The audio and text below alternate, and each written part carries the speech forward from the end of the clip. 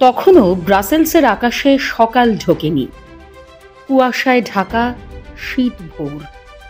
হঠাৎ একটা টেলিফোন, একটা ফোন, যা এক মুহূর্তে একজন নারীর জগৎকে ছিন্ন ভিন্ন করে দিল।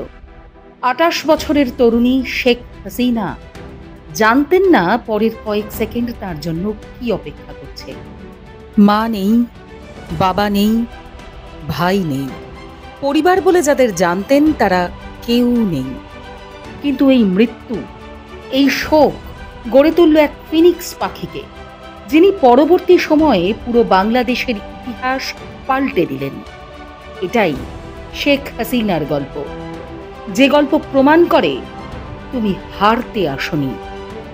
১৯৭৫ সালের ১৫ই আগস্ট, বাঙালির ইতিহাসে কলঙ্কময় কালো দিন। ফলো করুন বর্তমান।